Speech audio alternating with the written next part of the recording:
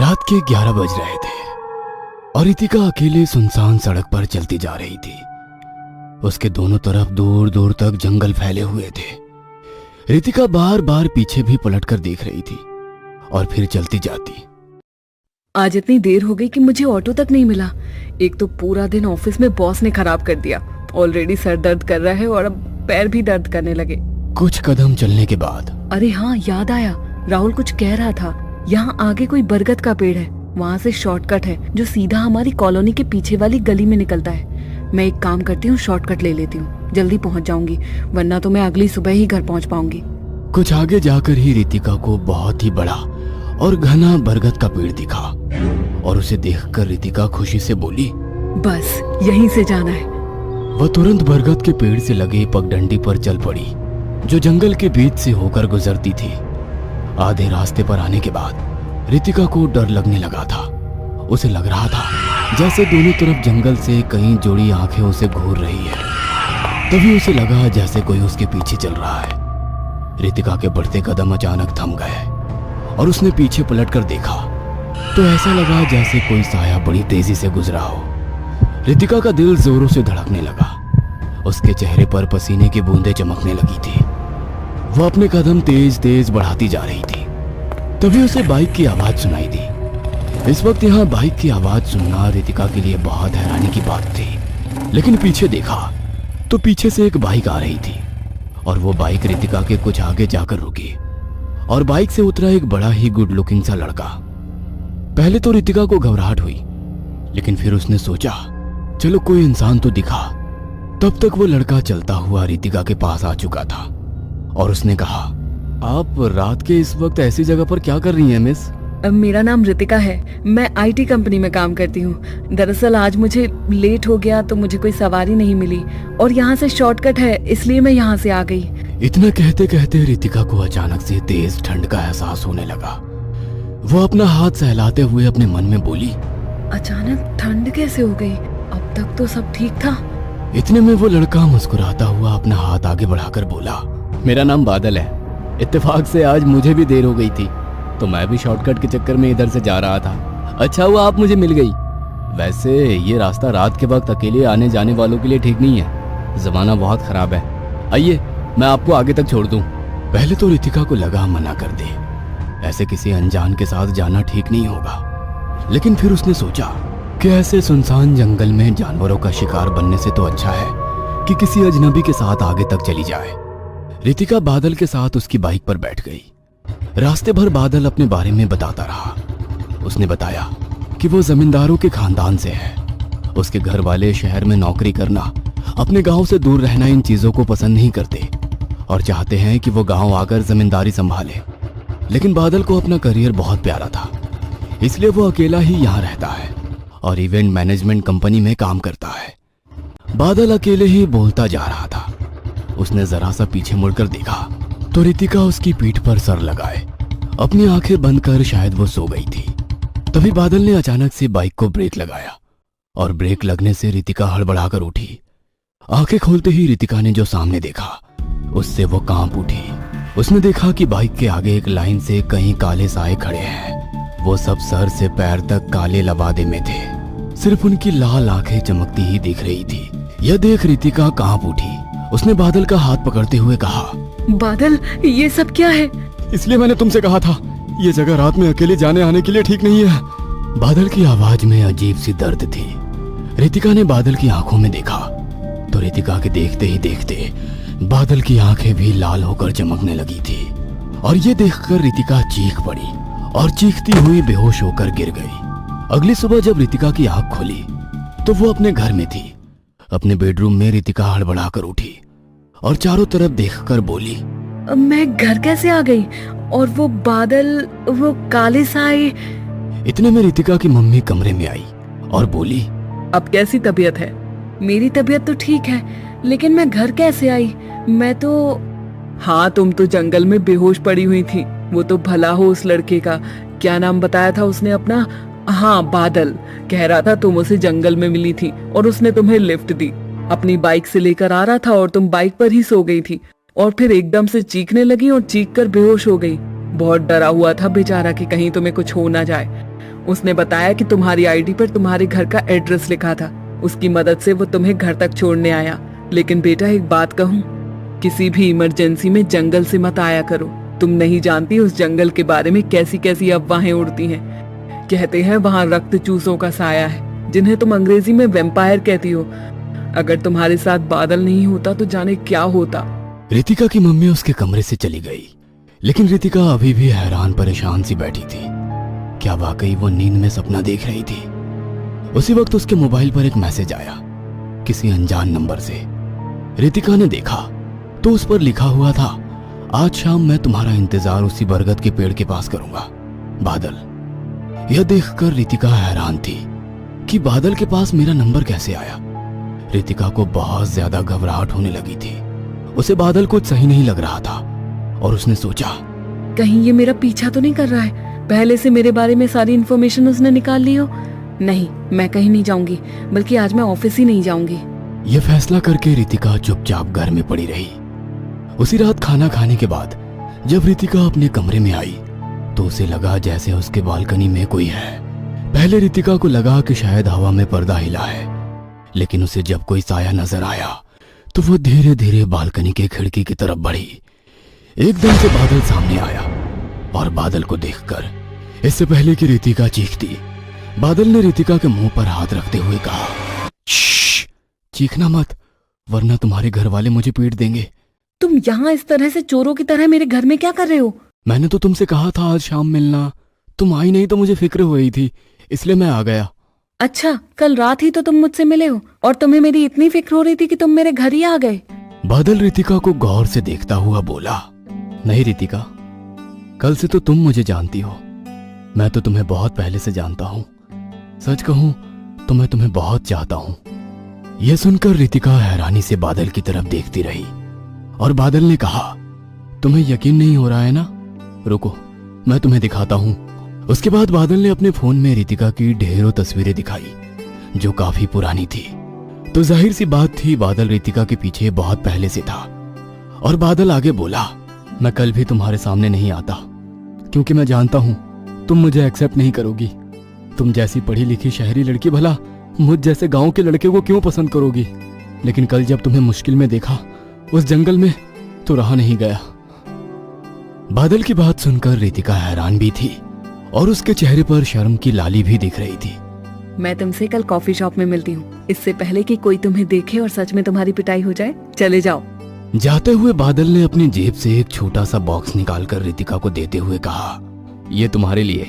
इतना कहकर बादल जिस तरीके से आया था उसी तरीके से गैलरी से होता हुआ कहीं गायब हो गया। रितिका ने जब वो बॉक्स खोला तो बहुत ही सुंदर सा हार्ट बना हुआ था जिसमें रितिका की मुस्कुराती हुई फोटो थी और उसमें लाइटिंग और म्यूजिक ऐड किया हुआ था। रितिका काफी देर तक मुस्कुराती हुई उसको देखती रही।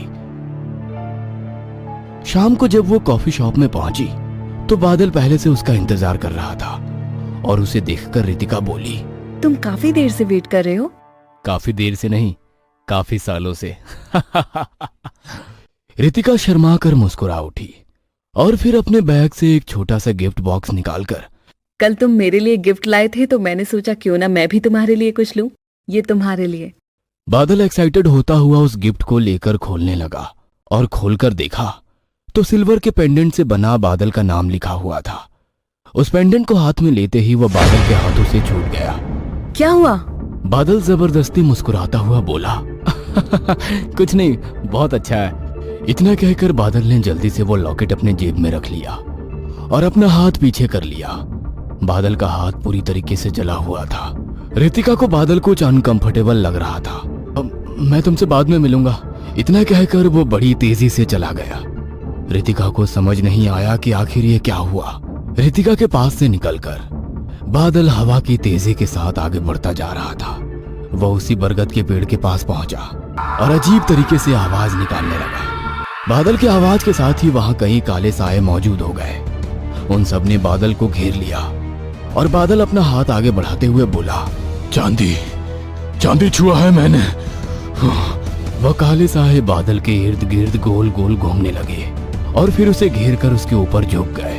बादल उनके बीच में कहीं छुप जा गया और थोड़ी देर बाद जब वो काले साए हटे तो बादल खड़ा हुआ और अब वो बिल्कुल ठीक था। उसका हाथ भी बिल्कुल ठीक हो चुका था। बस कुछ दिनों की बात है। कुछ दिनों तक मुझे उस लड़की के आसपास रहना है। जैसे ही हमारा मकसद पूरा हो जाएगा, हमें इस तरह छुप कर नहीं रहना पड़ेगा। हम वैम्पायर्स एक बार फिर अपनी शर्तों पर जिएंगे। बादल की आंखें लाल हो गई और अपनी दोनों कीले दांतों के साथ वह बहुत ही खूंखार लगने लगा था। बादल के पीछे एक लाइन से खड़े वो काले लवादे वाले साए आसमान की तरफ देखकर अजीब से आवाज निकालने लगे थे, जिससे वो पूरा जंगल कांपने लगा था।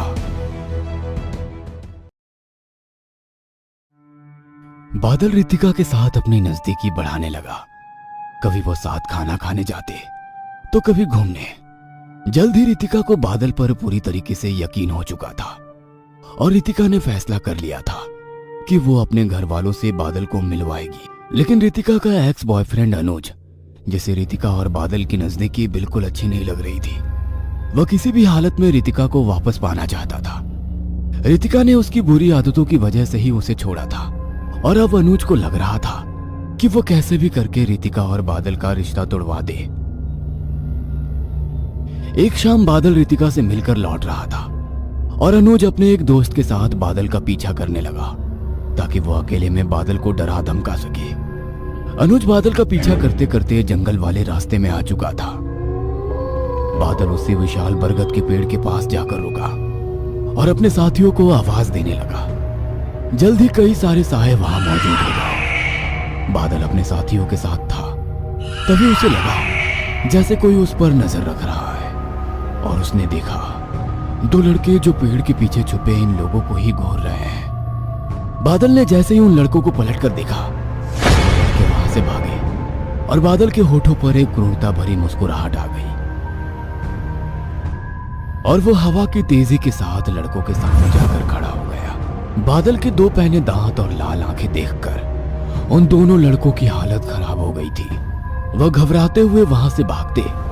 इससे पहले बादल ने उन दोनों को दबोचा और उन दोनों के गर्दन पर अपने दांत बारी बारी से चुभा दिए। देखते ही देखते हुए दोनों लड़के लाश बनकर सड़क पर गिर गए और बादल वही जंगलों में कहीं खो गया। अगली सुबह जब रितिका उठी और अपना मोबाइल चेक कर रही थी, उसे लगा कि शायद बादल का कोई कॉल मैसेज आया होगा, लेकिन ऐसा कुछ नहीं था। तभी उसे घर के बाहर बहुत शोर शराबे की आवाज आई।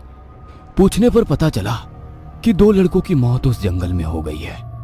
पूरी कॉलोनी में ये अफवाह थी कि ये काम वैम्पायर का है। ये शहर और इसका जंगल सदियों से वैम्पायर से श्रापित रहा है। ये सुनकर रितिका को बादल की और फिक्र होने लगी, क्योंकि बादल भी जंगल की तरफ से गया था और तब से उसका कुछ पता नहीं था, कॉल भी नहीं लग रहा था। रितिका तुरंत घर से बाहर निकली और उसी बरगद के पेड़ की तरफ बढ़ी जहां बादल ने उसे पहले भी मिलने बुलाया था। रितिका वहां काफी देर तक खड़ी रही, आसपास ढूंढती रही, लेकिन उसे बादल कहीं नहीं मिला। उस दिन शाम को जब रितिका ऑफिस से लौट रही थी तो वो जानबूझकर उसी रास्ते से लौटी कि कहीं बादल उसे दिख जाए, लेकिन बादल तो नहीं। लेकिन रितिका को महसूस हुआ जैसे कोई उसका पीछा कर रहा है। रितिका ने जब पीछे पलटकर देखा तो वही काले साए थे जिन्हें रितिका ने पहले दिन बादल के साथ देखा था। यह देखकर रितिका के हाथ पैर फूल गए। वह पूरी जी जान से वहां से भागने लगी, लेकिन वो साए लगातार रितिका के पीछे लगे रहे और रितिका भागते भागते किसी से टकराई और जब उसने देखा तो वो बादल था। बादल को देखते ही वो काले साए जंगल में कहीं गुम हो गए। बादल, ये सब क्या था? कौन थे ये और तुम्हें देखकर भाग गए? तभी रितिका की नजर बादल की आंखों पर पड़ी। बादल की आंखें बिल्कुल लाल हो चुकी थी और ये देखते रितिका बादल से दूर खड़ी हो गई। बादल ने अपनी आंखें बंद की और फिर एकदम सामान्य होकर बोला, नहीं, तुम शैतान हो। हाँ, तुम सही कह रही हो, मैं शैतान और दरिंदा था। रितिका, तुम मुझसे डरो मत, मैं तुम्हारा ही बादल हूँ। रितिका डरते हुए पीछे खिसकते हुए बोली, लेकिन तुमसे मिलने के बाद मैंने अपने आप को बदलने की पूरी कोशिश की। मैंने वो तरीका ढूंढ निकाला है जिससे मैं अपने आप को पूरी तरीके से बदल सकता हूँ। बस मुझे तुम्हारा साथ चाहिए। रितिका, जो कि बादल के प्यार में पूरी तरीके से पागल थी, उसने पूछा, कैसे? क्या तुम इन सब से बाहर आ पाओगे? तुम एक नॉर्मल इंसान बन पाओगे? मैं खुद तुमसे ये बात करना चाहता था रितिका। मैं एक लाश हूँ जिसकी आत्मा कैद है। बस एक बार मेरी रूह मुझे वापस मिल जाए, फिर मैं भी तुम्हारी तरह इंसान बन जाऊंगा। लेकिन उसके लिए मुझे मेरे सच्चे प्यार की जरूरत है। वह सच्चा प्यार जो मुझे मेरे इस रूप में अपना सके और खुद को पूरी तरीके से मुझे सौंप दे। रितिका को बादल की बात सुनकर बहुत घबराहट हो रही थी। वह बादल को बिना कुछ बोले उल्टे पैर वहां से भागी। पूरी रात रितिका बेचैन रही। उसे समझ नहीं आ रहा था कि वो क्या करे। उसके दिल में जो बादल के लिए प्यार था, उसे वो इनकार भी नहीं कर सकती थी। और आखिर रितिका ने फैसला ले लिया था कि उसे क्या करना है। उसने बादल को कॉल किया, लेकिन उसका फोन नहीं लगा।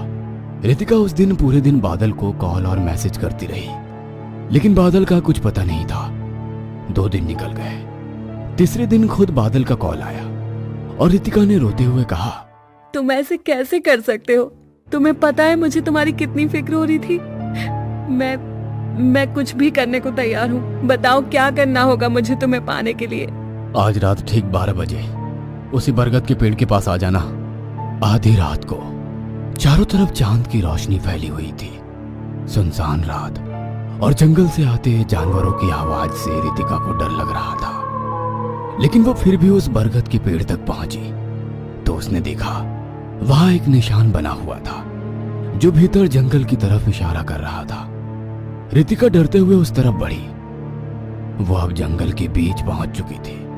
वहां बिल्कुल पेड़ पौधा नहीं था। एक मैदानी हिस्सा था जहां एक बड़ा सा गोल कुंड बना हुआ था जिसमें पानी रखा था और उसके चारों तरफ गोल घेर कर काले लवादे वाले साए खड़े थे।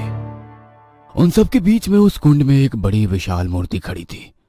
वह मूर्ति भी उन्हीं लवादों में ढकी हुई थी। धीरे धीरे चांद की रोशनी बिल्कुल गायब हो गई और वहां अंधेरा फैल गया। रितिका ने ऊपर देखा तो चांद सफेद की जगह बिल्कुल लाल हो चुका था और तभी एकदम से बादल रितिका के सामने आया। रितिका, देर मत करो, वो देखो ब्लड मून। यही वक्त है जब तुम मुझे वापस इंसान बना सकती हो। जल्दी करो और दिखा दो अपना प्यार। रितिका डरते हुए बोली, मुझे क्या करना होगा बादल? उस कुंड में जाकर खड़ी हो जाओ और वो जो कुंड में पहले से खड़ा है उसके सर पर हाथ रखो और बोलो, मैं अपनी मर्जी से तुम्हें अपनी रूह सौंप रही हूँ। मेरी रूह के बदले तुम आजाद हो जाओ। बादल, मुझे डर लग रहा है। मुझ पर भरोसा रखो। रितिका घबराते हुए उस कुंड की तरफ बढ़ी। रितिका ने जैसे ही उस कुंड में पैर रखा, उसने देखा उन सारे काले लवादों वालों ने अपने अपने लवादे उतार कर फेंक दिए। वो सब दिखने में तो इंसान की तरह ही थे, लेकिन उनके चेहरे सफेद, आंखें लाल और 2 पहने दांत। वो सब ऊपर ब्लड मून की तरफ अपना चेहरा करके जोर जोर से शोर मचाने लगे। और बादल रितिका के पीछे खड़ा होकर बोला, रितिका जल्दी करो। रितिका ने कांपते हुए अपना हाथ अपने सामने खड़ी मूर्ति के सर पर रखा और धीरे धीरे बादल की कही हुई बातें दोहराने लगी। मैं अपने पूरे दिल से, अपनी इच्छा से अपनी रूह तुम्हारे हवाले करती हूँ। मेरी रूह के बदले तुम आजाद हो जाओ। रितिका के इतना कहते ही बादल ने रितिका के गर्दन में अपने दांत चुभा दिए। रितिका जोर से चीख पड़ी और ब्लड मून से एक लाल रंग की रोशनी निकली जो पहले से खड़े उस मूर्ति के सर पर पड़ने लगी और वो मूर्ति टूट गई और एक जीते जागते शक्ल में बदल गई। वहां मौजूद सभी वैम्पायर खुशी से शोर मचाने लगे। वे शख्स रितिका के गर्दन पर बने बादल के दांतों के निशान को देखकर मुस्कुरा उठा। उसने जख्म पर अपनी 2 उंगली रखकर अपनी आंखें बंद की और कुछ बुदबुदाने लगा। रितिका ने अपनी आंखें खोली, लेकिन रितिका अब रितिका नहीं रही थी। उसकी आंखें भी लाल बल्ब की तरह जल रही थी। उठते ही वो जोर से चीखी और उसके 2 तीखे दांत बाहर निकले और उसने मुस्कुराते हुए बादल की तरफ देखा। शेफाली ने अपना चेहरा जैसे ही कांच में देखा तो उसकी जोरों से चीख निकल गई। कांच में उसके चेहरे की जगह किसी भयानक महिला का चेहरा नजर आ रहा था, मानो किसी ने पत्थर से उस महिला का चेहरा कुचल दिया हो। जगह जगह से खून और मांस लटक रहा था। महिला शेफाली को देखकर जोरों से हंस रही थी। अचानक शेफाली का चेहरा भी उस महिला के चेहरे की तरह भयानक दिखने लगा। अपना चेहरा देखकर शेफाली की चीख निकल गई। चीख के कारण शेफाली की नींद खुल गई। उसने उठकर देखा तो अपने बिस्तर पर ही थी। सबसे पहले उसने अपने हाथ पैरों को देखा और जाकर कांच में अपने चेहरे को निहारा। चेहरा पहले की तरह ही खूबसूरत था। अपने खूबसूरत चेहरे को एक फ्लाइंग किस देकर शेफाली बोली, शेफाली, तुम्हें कोई हक नहीं है तुम इतनी खूबसूरत नजर आओ। तुम्हें देखकर कितने ही लोगों के दिल में छुरियां चल जाती हैं। ऐसे ही नहीं तुम इस कंट्री की टॉप मॉडल हो। जल्द ही अब तुम फिल्मों में भी नजर आओगी। You are great my darling. Shefali खुद की तारीफ कर ही रही थी कि मोबाइल में अलार्म बज गया। अलार्म बजने पर शेफाली होश में आई। शेफाली ने अलार्म बंद किया और अपना जिम बैग लेकर जिम के लिए निकल गई। शेफाली इंडिया की टॉप मॉडल में से एक थी। कई बड़ी बड़ी कंपनियों के एग्रीमेंट उसी के पास है। किसी कंपनी का काम करने से मना कर देती थी, उसके बाद ही कंपनी किसी और मॉडल के पास जाती थी, वरना सबकी पहली पसंद शेफाली ही थी। जिम में एक्सरसाइज करते हुए उसकी निगाहें राधिका पर गई। दुबली पतली खूबसूरत सी लड़की। उसके चेहरे पर आई पसीने की बूंदें उसे और खूबसूरत बना रही थी। सबसे बड़ी बात, वह हंसते हुए सबसे बातें कर रही थी। उसे देखकर शेफाली ने जिम ट्रेनर को इशारे से अपने पास बुलाया। हे मैगी, वो लड़की कौन है? किसकी बात कर रही हो? वही लड़की जो वेट लिफ्टिंग कर रही है। ओ, वो तो राधिका है। पिछले हफ्ते से यहाँ पर जिम ट्रेनिंग के लिए आ रही है। अभी तुम एड शूट के लिए ऑस्ट्रेलिया गई थी ना, इसलिए तुम्हें पता नहीं है। मार्केट में एक नई फेयरनेस क्रीम आने वाली है। सुना है उस कंपनी के लिए मॉडलिंग यही करेगी। शेफाली के होते हुए कोई और लड़की ब्यूटी प्रोडक्ट की मॉडलिंग कैसे कर सकती है? ब्यूटी प्रोडक्ट की मॉडलिंग तो शेफाली का हक है। आखिर शेफाली से खूबसूरत कोई नहीं। बिना मेरी जानकारी के ऑडिशन कैसे हो गए? पता करना पड़ेगा। केवल फेयरनेस क्रीम का ऑडिशन ही नहीं, उसके खूबसूरत बाल देखे हैं?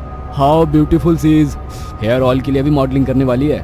उस लड़की के लिए तारीफ सुनकर शेफाली गुस्से में उसकी ओर देखने लगी। तुम कितने सालों से मुझे जानती हो, फिर भी उस लड़की की तारीफ कर रही हो? ये लड़कियां सिर्फ 2 दिन के लिए ही मॉडलिंग कर सकती हैं। लंबे समय तक मेरे मुकाबले में नहीं टिक पाएंगे। शेफाली, इतना गुरूर भी अच्छा नहीं है। तुम इतने सालों से यहाँ पर आ रही हो, मगर तुमने कभी किसी से बात करने की कोशिश नहीं की। मगर उस लड़की को देखो, केवल 8 दिनों में जिम में आने वाले सभी लोग उसके दोस्त बन गए हैं। शेफाली गुस्से में मैगी की ओर देखने लगी। उसकी आंखें लाल हो गई थी।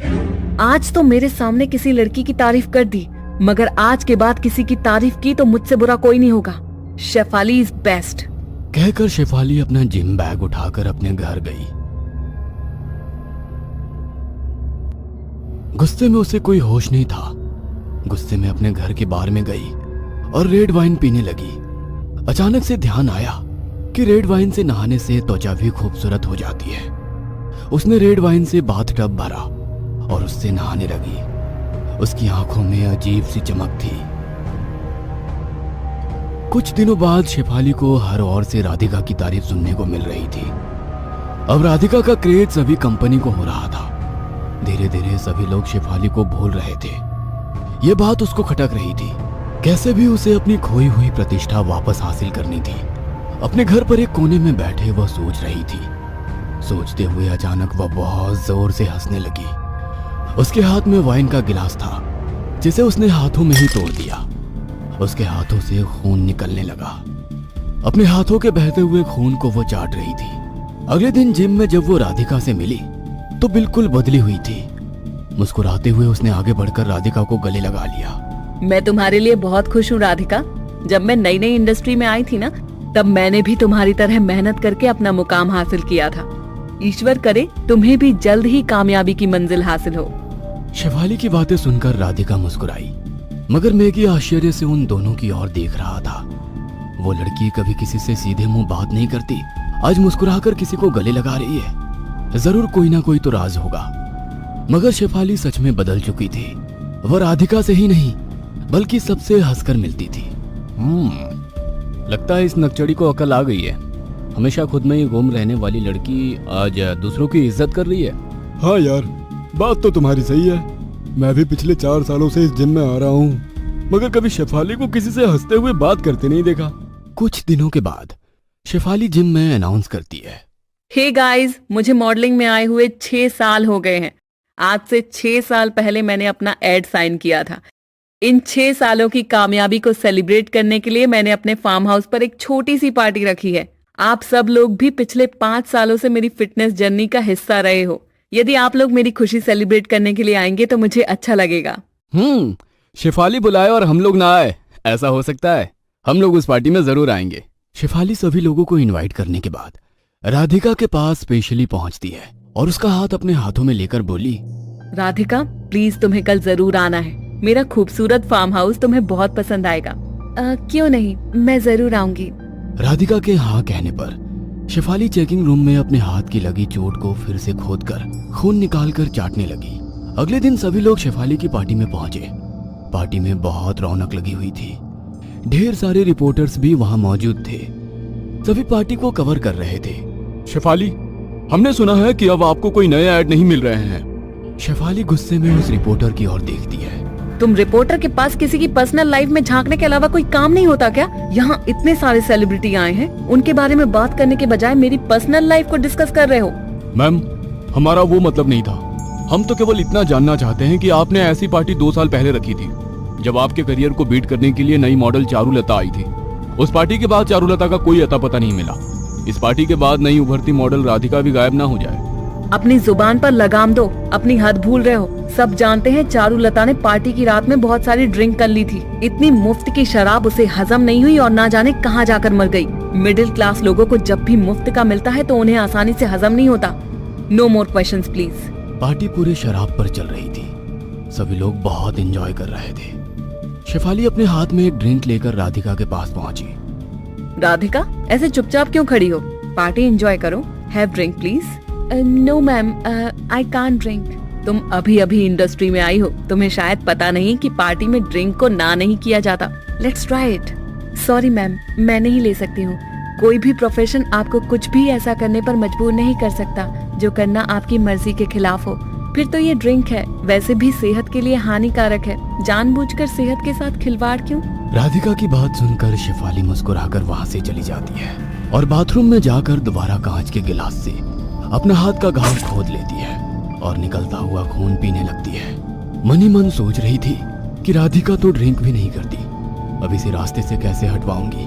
पार्टी खत्म होने वाली थी, सभी लोग जाने लगे। शेफाली ने राधिका को रोका और कहा, अरे तुम इतनी जल्दी कहाँ जा रही हो? पहली बार मेरे फार्म हाउस पर आई हो ना? रुको, मैं तुम्हें अपना पूरा फार्म हाउस घुमाऊंगी। पहाड़ों के बीच होने के कारण सुबह यहाँ का सनराइज का नजारा बहुत खूबसूरत होता है। नहीं मैम, आप खामखा परेशान हो रही हैं। मैं फिर कभी आऊंगी, अभी इजाजत दीजिए। राधिका की बातें सुनकर शेफाली को गुस्सा आ रहा था। कभी ड्रिंक नहीं करना, कभी रुकना नहीं। इस लड़की के नाटक कितने ज्यादा है। मगर फिर भी मुस्कुराते हुए बोली, राधिका, मैं आसानी से किसी की ओर दोस्ती का हाथ नहीं बढ़ाती, मगर ना जाने क्यों तुम्हें देखकर लगा कि तुम मेरे लिए अच्छी दोस्त साबित होगी। क्या तुम अपनी नई दोस्त की खुशी के लिए इतना भी नहीं कर सकती? राधिका शेफाली की इमोशनल बातों में आकर फार्म हाउस पर रुकने के लिए मान जाती है। सभी मेहमानों के जाने के बाद राधिका और शेफाली करीब बैठे थे। राधिका, तुम ड्रिंक तो करती नहीं हो, क्या तुम मेरा साथ देने के लिए प्लेन सोडा भी नहीं पी सकती हो? राधिका ने मुस्कुराकर सोडा का गिलास अपने हाथों में ले लिया। दोनों बातें करते करते छत पर पहुंच गए। छत के पीछे खाई थी। आपने बिल्कुल पहाड़ी के किनारे पर अपना फार्म बनाया है। आपको यहाँ से डर नहीं लगता? डर? कैसा डर? मैं तो अक्सर यहाँ रात में आती हूँ और घंटों इस खाई को निहारती रहती हूँ। आओ मेरे पास, हम लोग यहाँ छत के कोने पर बैठकर बातें करेंगे। मुझे इस तरह की ऊंचाई से डर लगता है, मैं यहीं ठीक हूँ। अब शेफाली का सब्र जवाब दे चुका था। उसने राधिका को घसीटते हुए छत के कोने पर खड़ा करने की सोची, मगर शेफाली अपनी पूरी ताकत लगाकर भी राधिका को उसकी जगह से नहीं हटा पा रही थी। उसने पलटकर देखा तो राधिका की जगह चारुलता खड़ी थी, सड़ी हुई लाश जो जगह जगह से कुचली हुई थी। चेहरा तो इतना भयानक मानो किसी ने पत्थर से कुचल दिया हो। जगह जगह से खून आ रहा था। उसे देखकर शेफाली ने उसका हाथ तुरंत छोड़ दिया और 2 कदम पीछे होती, मगर चारुलता हंसते हुए आगे बढ़ने लगी। क्या हुआ शेफाली, मुझे यहाँ से धक्का नहीं दोगी? अपने रास्ते से हटाना चाहती हूँ ना मुझे? हटा दो। लो, मैं खुद तुम्हारे करीब आ रही हूँ। चारुलता जैसे जैसे आगे बढ़ रही थी, शेफाली पीछे हटने लगी। शेफाली दीवार के एकदम कोने पर पहुंच गई थी। मुझे माफ कर दो चारुलता, मुझसे गलती हो गई। इस जगह से फेंका था ना तुमने मुझे, किसी को मेरी लाश भी नहीं मिली। आज तुम भी मरोगी, लेकिन मैं तुम्हें मौत नहीं दूंगी, बल्कि उससे भी बदतर सजा दूंगी। गुमनाम मौत तुम्हारे लिए बहुत छोटी सजा होगी। इसे अपनी सुंदरता का बहुत घमंड है। इसकी सजा यही है कि इसकी सुंदरता खत्म हो जाए। कहते हुए चारुलता ने शेफाली का पूरा शरीर नोच दिया, खासकर उसका चेहरा जो उसकी खूबसूरती का घमंड था। चारुलता, इस तरह अधमरा करके मत छोड़ो, मुक्ति दे दो मुझे भी। गुमनाम मौत नहीं, गुमनाम जिंदगी अब तुम्हारी सजा होगी।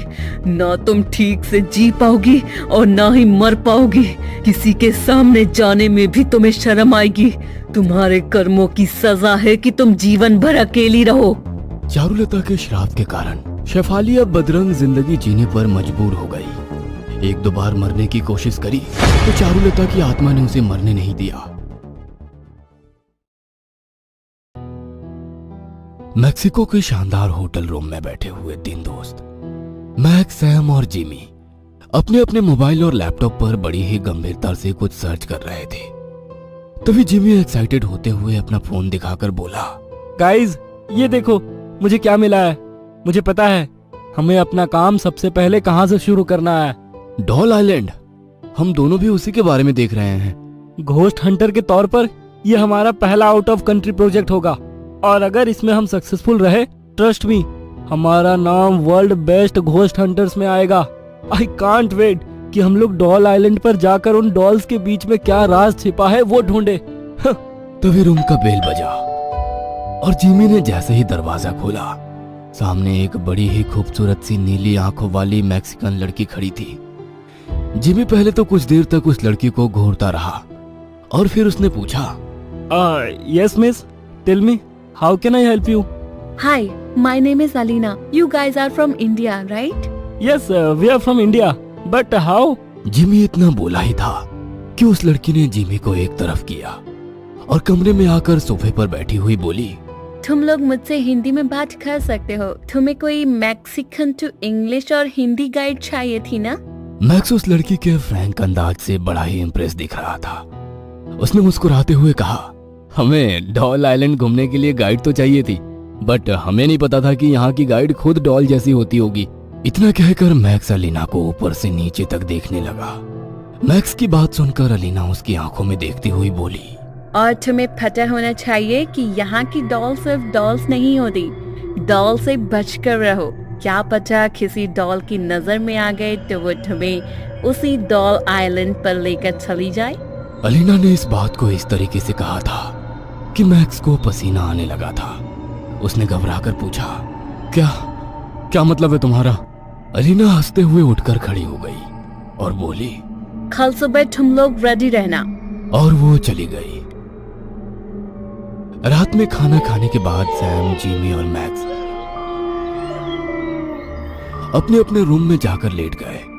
अगली सुबह के लिए ये लोग बहुत एक्साइटेड थे, क्योंकि उन्होंने जितना डॉल आइलैंड के बारे में सुना था वह बहुत ही रोमांचक था।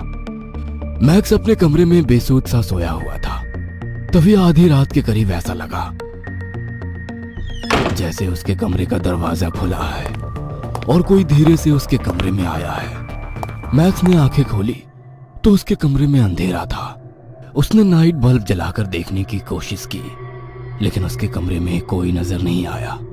मैक्स जैसे ही दोबारा सोने की कोशिश करने लगा, उसके कमरे में किसी छोटी बच्ची के हंसने की आवाज गूंजने लगी। यह आवाज सुनकर मैक्स घबराकर उठकर बैठ गया और डरते हुए बोला, कौन है यहाँ? मैक्स को अपने कमरे में टक टक की आवाज सुनाई दे रही थी। ऐसा लग रहा था जैसे कि कोई लकड़ी या प्लास्टिक के जूते पहनकर चल रहा हो।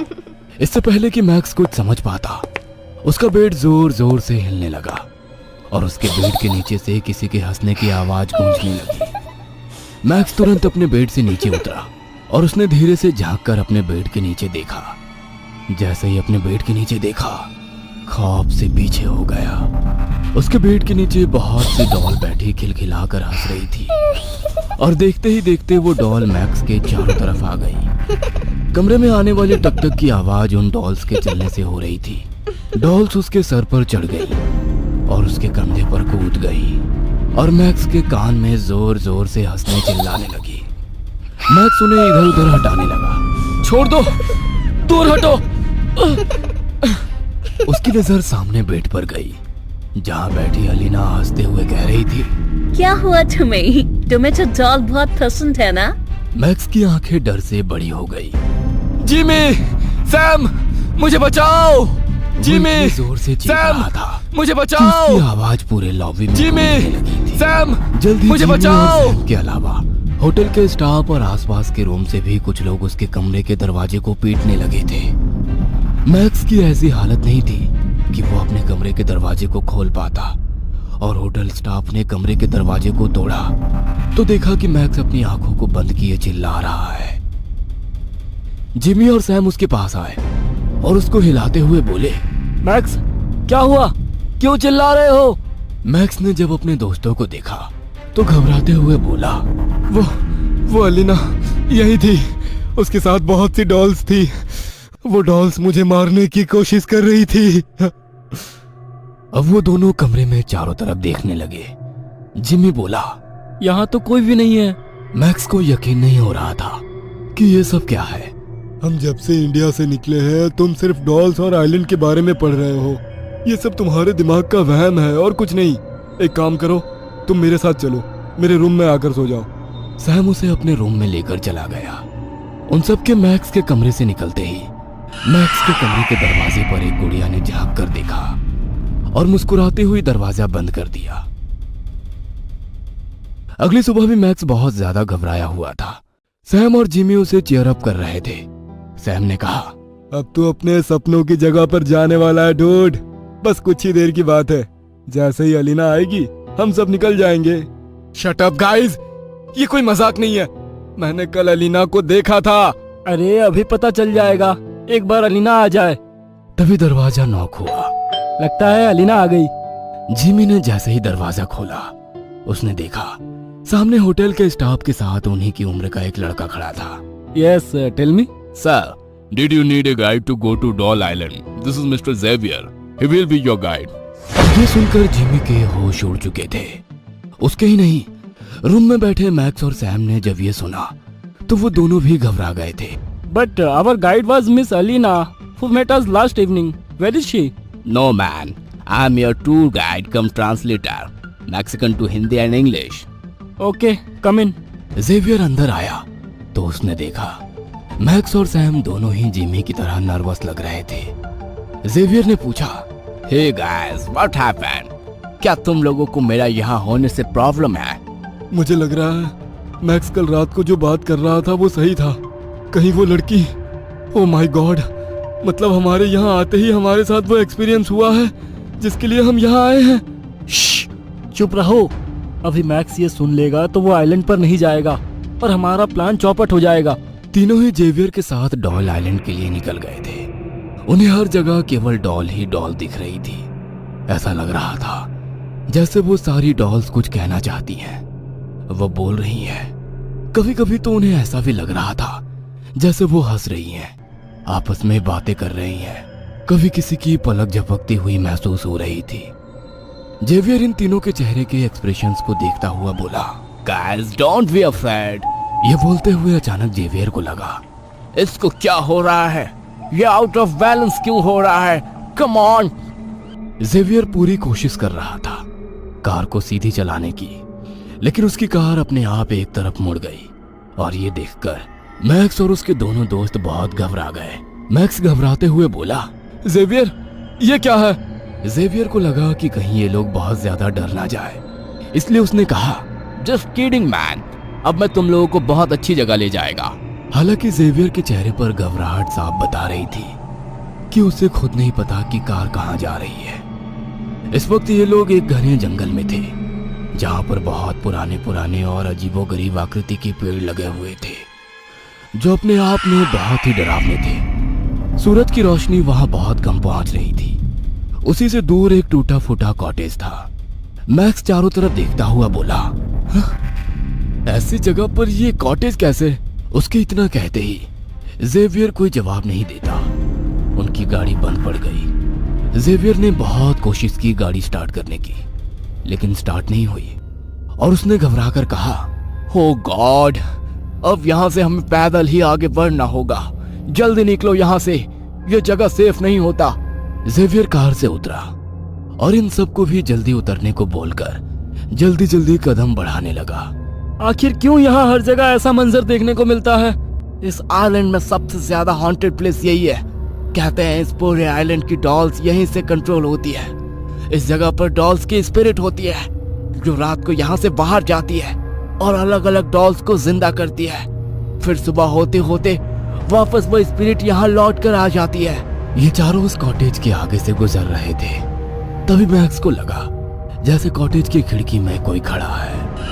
मैक्स ने गौर किया तो उसकी खिड़की पर अलीना मुस्कुराती हुई नजर आई। उसकी मुस्कान से मानो वो सम्मोहित हुआ और उस कॉटेज की तरफ चल पड़ा। कुछ देर बाद जैसे ही वो सपनों से बाहर आया, उसने चारों तरफ अपने दोस्तों को देखा, लेकिन उसे उसके दोस्त नहीं मिले। मैक्स पूरी जान से वहां से भागा। उसे नहीं पता था वो कहां भाग रहा था, बस वो भागता जा रहा था। लेकिन हैरानी की बात यह थी कि किसी भी तरह भागता पर वो वापस उसी कॉटेज के पास आता और जोर जोर से सांसें लेने लगा। गॉड, ये कहाँ फंस गया मैं। तभी उसके पीछे से अलीना की आवाज आई। तुम बिल्कुल सही जगह पर हो।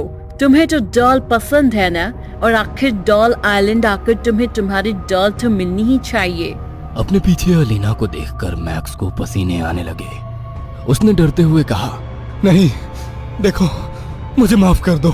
मैं मैक्स के बोलते ही बोलते उसके सामने अलीना जो एक लड़की थी वो डॉल में तब्दील हो गई और धीरे धीरे चलती हुई मैक्स के नजदीक आई और एकदम से उसके गर्दन को फाड़कर किसी छोटी बच्ची की तरह बोली, लेकिन तुम तो मुझे पसंद आ गए और इस कॉटेज में मैं अकेली रहती हूँ, इसलिए अब तुम मेरे साथ रहोगे, मेरी तरह डॉल बनकर। सैम और जिमी जो आगे बढ़ रहे थे, उन्हें मैक्स के चीखने की आवाज आई। उन्होंने जब पीछे पलट कर देखा तो मैक्स नहीं दिखा। कहीं वो कॉटेज में तो नहीं चला गया? जेवियर के साथ सैम और जिमी दोनों ही उस कॉटेज तक भागते हुए आए, लेकिन उन्हें वहां मैक्स नहीं दिखा। तभी सैम की नजर मैक्स के जूतों पर पड़ी। मैक्स के शू तो यहाँ है, इसका मतलब वो कहीं कॉटेज में तो नहीं गया। चलो जल्दी देखते हैं। इसका कोई फायदा नहीं है।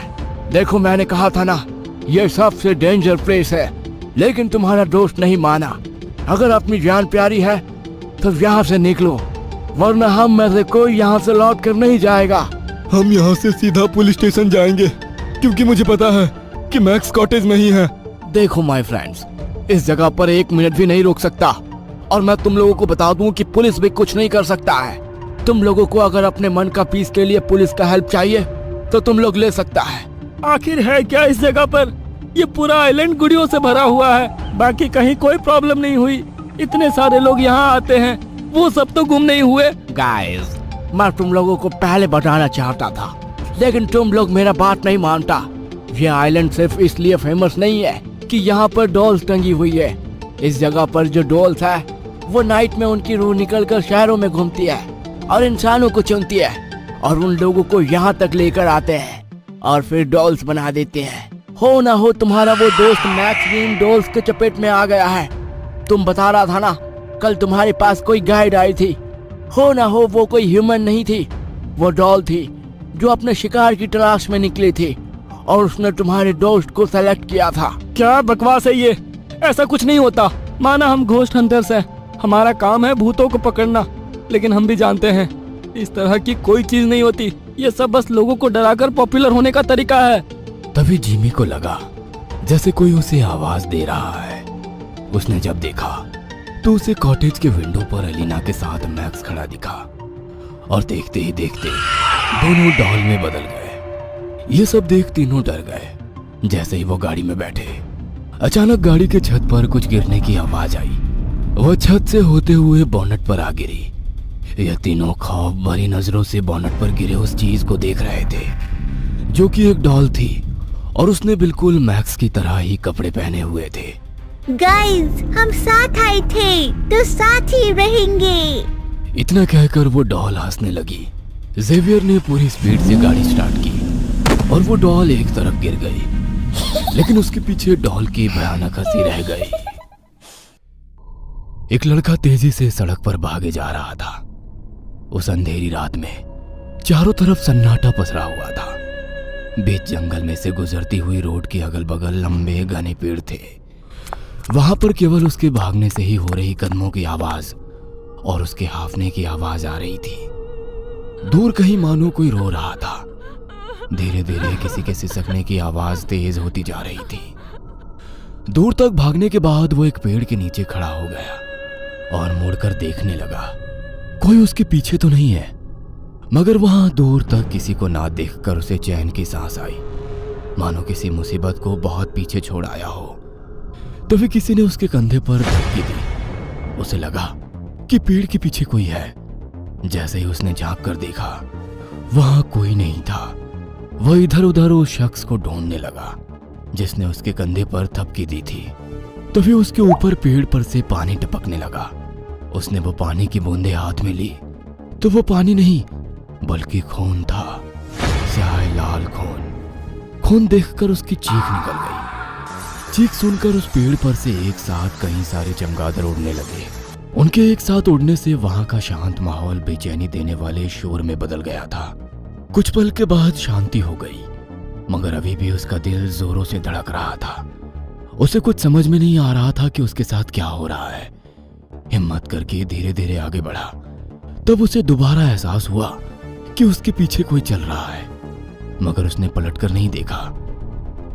जिसकी लंबी सी नाक थी, कटा फटा चेहरा और आंखों से खून बह रहा था, वो भयानक चुड़ैल थी। इस तरह उसे अचानक अपने सामने देख लड़का 2 कदम पीछे हट गया और वहां से भागने की कोशिश करने लगा, मगर बुढ़िया ने वहीं खड़े खड़े अपने हाथ को बढ़ाया और अपने नाखूनों से उसका चेहरा नोच लिया।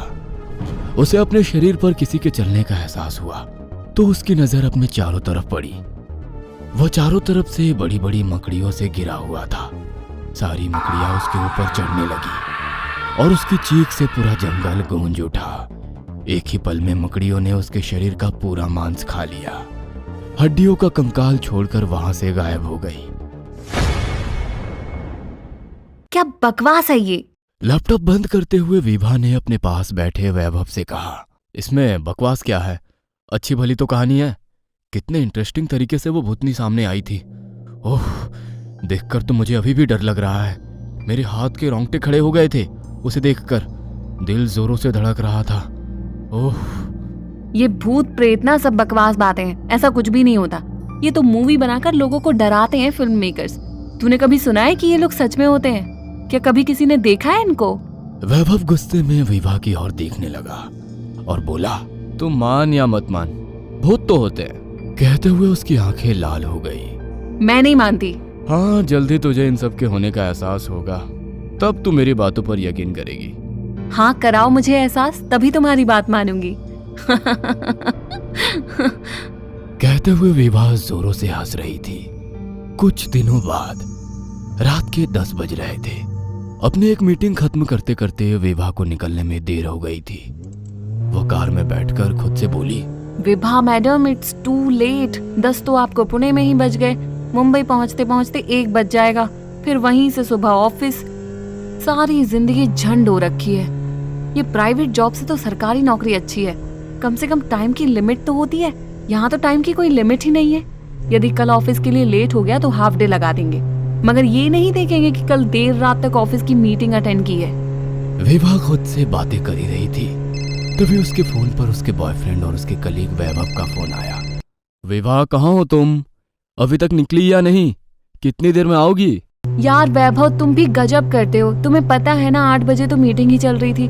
उसके बाद होटल जाकर फ्रेशन अप हुई और वहां से निकली हूँ। 1 बजे तक ही पहुंच पाऊंगी।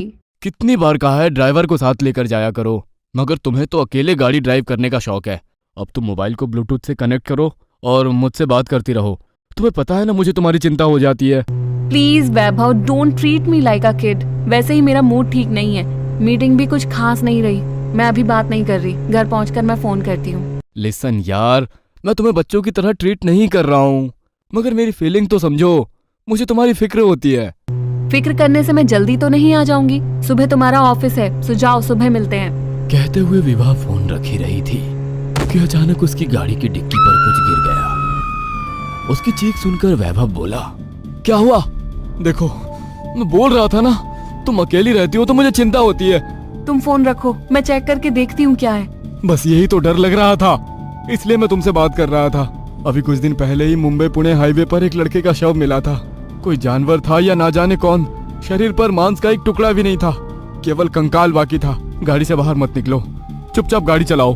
Please stop your nonsense, okay? सारा दिन YouTube पर हॉरर स्टोरी देखकर खुद भी डरते हो और दूसरों को भी डराते हो। मैंने पहले भी कहा है, भूत प्रेत जैसा कुछ नहीं होता है। कहते हुए उसने फोन रख दिया और फिर गाड़ी साइड लगाई। गाड़ी से बाहर निकलकर देखा तो वहां कुछ भी नहीं था। इतनी तेज आवाज थी मगर डिक्की को खरोच भी नहीं आई थी। वह मन ही मन सोचने लगी कि यह कैसे हो सकता है। पत्थर या जो भी था वो काफी तेज गिरा था। वो गाड़ी को आसपास से देखकर वापस पलटी ही थी कि अचानक से उसके ऊपर एक बड़ी सी मकड़ी गिरी, जिसे उसने झटका देकर हटाया। मकड़ी का आकार देखकर वो बोली, इतनी बड़ी मकड़ी? ये तो अफ्रीका के जंगलों में पाई जाती है, पुणे के जंगलों में कहाँ से आ गई? वह वापस गाड़ी में आकर गाड़ी चालू करके कुछ दूर चली ही थी कि अचानक सामने से एक बूढ़ी औरत आ गई। विवाह हैरानी से उसकी ओर देखने लगी क्योंकि कुछ सेकंड पहले पूरी रोड खाली थी। अचानक से एक बूढ़ी औरत कहां से आ सकती है? विवाह गुस्से में उसकी ओर देखते हुए बोली, अम्मा जी, मरने के लिए मेरी गाड़ी मिली थी, साइड हटो, वैसे ही देर हो रही है। वो विवाह के सामने आकर बोली, मुझे आगे तक अगले गांव जाना है, रात हो गई है, कोई बस नहीं मिल रही, क्या तुम मुझे वहां तक छोड़ दोगी? इतनी रात को इस जंगल में क्या कर रही हो? वह बुढ़िया बिना कुछ कहे धीरे धीरे मुस्कुरा रही थी। विवाह को वैसे ही देर हो रही थी तो उसने बिना कुछ सोचे समझे उसे अंदर आने का इशारा कर दिया। वह बूढ़ी औरत चेहरे पर मुस्कान लिए कार के अंदर बैठ गई। इतनी रात गई, यहाँ जंगल में अकेली क्या कर रही हो? सुना है यहाँ पर शैतानी आत्माएं एक साथ भटकती हैं, तुम्हें डर नहीं लगता? माँ जी, अभी थोड़ी देर पहले ही मैंने किसी को कहा था मैं इन सब बातों में यकीन नहीं करती हूँ। नहीं करती हो तो कोई बात नहीं, जल्द ही करने लगोगी। विवाह को बुढ़िया की बातें समझ नहीं आई। अभी कुछ दूर चले ही थे कि बुढ़िया के शरीर में परिवर्तन होने लगा। अभी तक जो हाथ पैर झुर्रियों वाले थे, उसके हाथ पैरों में कसावट के साथ चमक आ गई। पोपले से मुंह में बड़े बड़े दांत थे। अभी थोड़ी देर पहले जिस मुंह से धीरे धीरे आवाज निकल रही थी, वो अचानक से जोर जोर से हंसने लगी।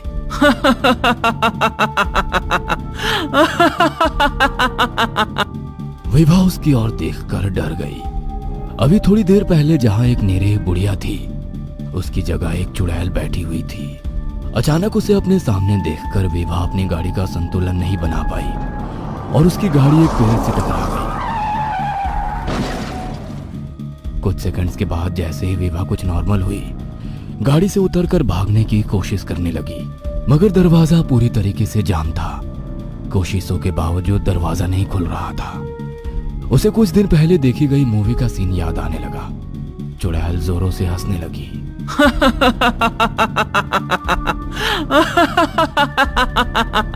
मौत को अपनी गाड़ी में बैठाकर जिंदगी की तलाश कर रही है। ये दरवाजा कभी नहीं खुलेगा। तुझे तो अभी हमारी प्यास बुझानी है। बहुत दिनों के बाद किसी जवान लड़की का खून पीने को मिलेगा।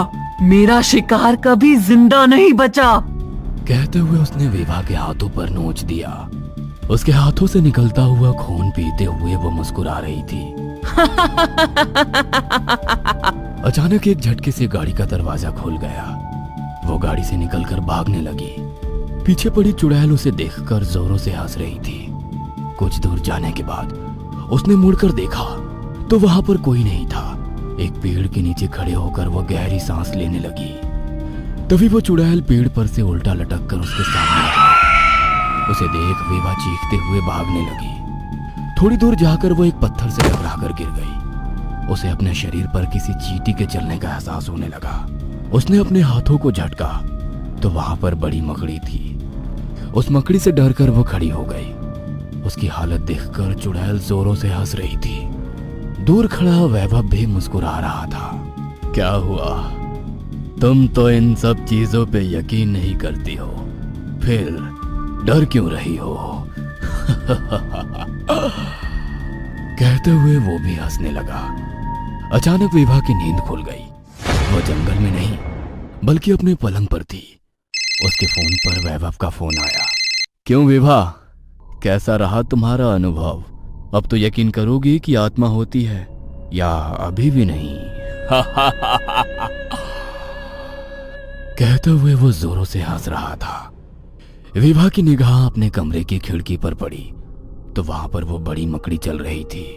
विभा को तो यकीन हो गया कि भूत प्रेत होते हैं। आप भूत और प्रेत आत्माओं पर यकीन करते हैं या नहीं?